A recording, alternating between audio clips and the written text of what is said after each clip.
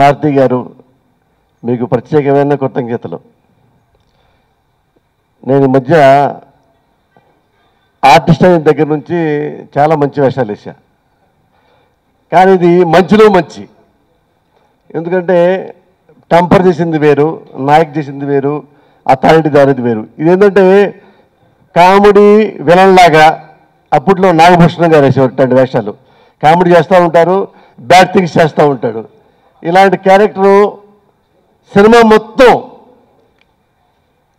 ఆ నటించే అవకాశం, అంత మంచి వేషం నాకు రావటం, దట్టు వెంకటేష్ బాబు పక్క చేసుకుంటూ రావడం అనేది, ఆ సినిమా ఇంత మంచి సక్సెస్ అయినందుకు నేను మీకు చాలా థ్యాంక్స్ చెప్తున్నాను సార్. ఇంత మంచి వేషం ఇచ్చినందుకు.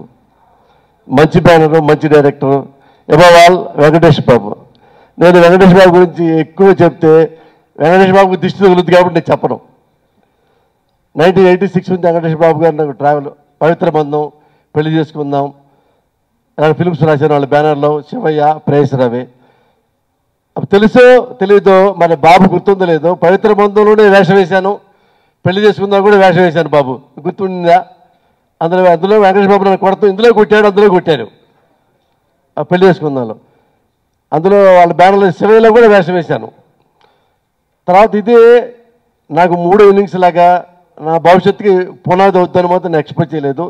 ఎందుకంటే మంచి పరిశ్రమ, మంచి ఆర్టిస్టులు, మంచి డైరెక్టర్లు నాకు మంచి మంచి అవకాశాలు ఇచ్చారు. ఇంత మంచి హిట్లో మరొకసారి నాకు ఇంత మంచి అవకాశం ఇచ్చిన మారుతి గారికి, ప్రొడ్యూసర్స్ పిడి ప్రసాద్, వంశీ, రాధాకృష్ణ గారికి, మా బాబు వెంకటేష్ బాబు గారికి ప్రత్యేకమైన కృతజ్ఞతలు. Thank you very much. నాకు నేను ఒక పెద్ద శిష్యుడిని వెంకటేష్ బాబుకు. నేను వెంకటేష్ బాబుకు సినిమా చేసిన అంటే నా సోదరుడు మారుతికి వందనాలు. కెమెరామెన్ గారు ఒక వెంకటేష్ బాబు